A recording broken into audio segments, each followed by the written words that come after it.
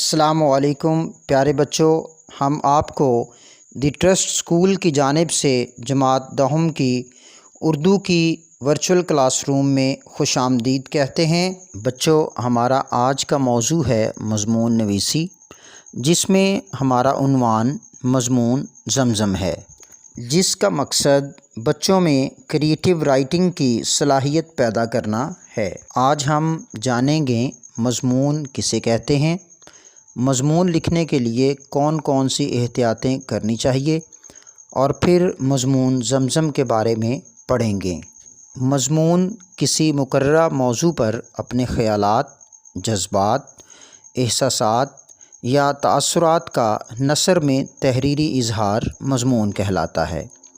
اس میں موضوع کی کوئی قید نہیں، اس لیے ہر قسم کے موضوعات پر بے شمار مضامین لکھے جاتے ہیں۔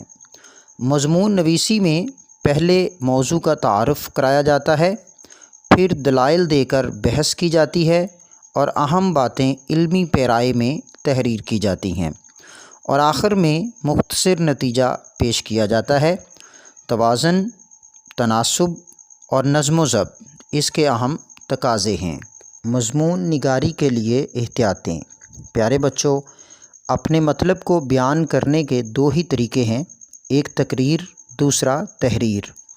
تقریر کا تعلق زبان سے ہے اور تحریر کا قلم سے۔ دونوں صورتوں میں بیان کا مربوط ہونا ضروری ہے۔ اگر بیان مربوط ہو تو تحسین کے لائق ہے، وگرنہ نفرین کا سزاوار۔ مضمون کو روزمرہ اور محاورے کی چاشنی سے آراستہ کیجیے۔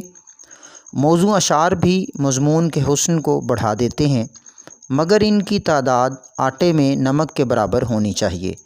مضمون کو خوش خط لکھیں تاکہ پڑھا جا سکے۔ مضمون لکھنے کے بعد ایک دفعہ ضرور پڑھیے تاکہ املاء کی غلطیاں درست کی جا سکیں۔ پیارے بچوں، اب ہم مضمون زمزم اہم نکات کی مدد سے لکھنا سیکھیں گے۔ آج سے ہزاروں سال پہلے کی بات ہے کہ جہاں آج مکہ مکرمہ کا متبرک شہر آباد ہے، وہاں ریت اور سڑی ہوئی پہاڑیوں کے سوا کچھ نہ تھا۔ دور دور تک کسی جاندار کا گمان تک نہ تھا۔ اسی زمانے میں حضرت ابراہیم علیہ السلام اپنی بیوی حضرت ہاجرہ اور اپنے ننھے چند روزہ بچے کو لے کر یہاں آئے، اور انہیں اللہ تعالیٰ کے حکم کے مطابق یہاں چھوڑ کر چلے گئے۔ ماں اپنے ننھے شیرخوار کو لے کر ایک پہاڑی کی اوٹ میں بیٹھ گئی۔ سورج بلند ہوتا گیا، دھوپ کی تیزی بڑھتی گئی، زمین تپی، ہوا جلی، گرم لو کے بھبوکے آنے لگے، پانی کی چھاگل خشک ہونے لگی اور ذرا سی دیر میں سوکھ گئی۔ ماں بچے کے ہونٹ سوکھے، پھر زبان خشک ہوئی۔ ماں گھبرائی، ننھا سسکنے لگا، ماں کے ہوش اڑ گئے، اپنی پیاس بھول گئی، بچے کی حالت دیکھ کر تڑپی، ادھر ادھر دیکھا، ریت کے ذروں کے سوا کچھ نظر نہ آیا۔ بچہ پیاس سے بے ہوش ہو چکا تھا، کبھی کبھی ٹانگیں ہلا دیتا۔ ماں نے اپنے منہ سے لعاب نکال کر اس کے منہ میں ڈالا، مگر دن کی تمازت ختم ہو تو زندگی کی امید پیدا ہو۔ ذرا دیر کو بچے کی سانس کی حالت ٹھیک ہوتی، پھر وہی خشکی رگیں تک خشک کر دیتی۔ آخر بچے کی حالت نہایت نازک ہو گئی۔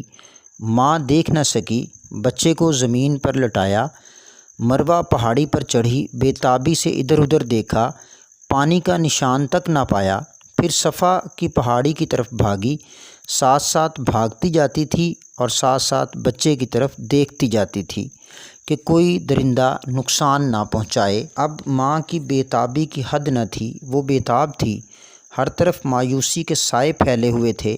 کبھی بچے کو دیکھتی، کبھی آسمان کی طرف نگاہ اٹھاتی، مگر ناکام واپس آتی۔ اسی طرح پہاڑیوں پر دوڑ رہی تھی کہ 6 پھیرے مکمل ہو گئے۔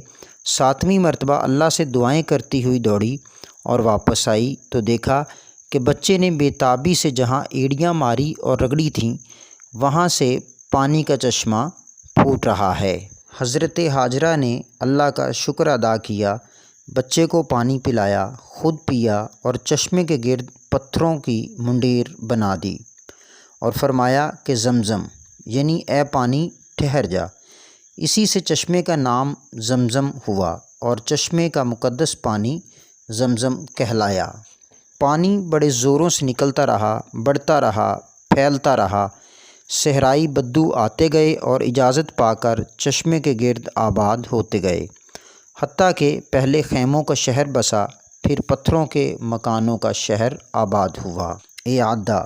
پیارے بچوں، آج ہم نے مضمون زمزم کے بارے میں پڑھا کہ کس طرح حضرت اسماعیل علیہ السلام کے ایڑیاں رگڑنے کی وجہ سے اللہ نے زمزم جاری کیا۔ میں امید کرتا ہوں ان نکات کی مدد سے آپ کو مضمون زمزم سمجھ آ گیا ہوگا۔ Home work. پیارے بچوں، اب آپ نے ان نکات کی مدد سے مضمون زمزم اپنے رجسٹر پر لکھنا ہے اور اپنے متعلقہ ٹیچر کو دکھانا ہوگا۔ عزیز طلباء، اپنا اور اپنے آس پاس کے لوگوں کا بہت سا خیال رکھیے گا۔ اللہ حافظ۔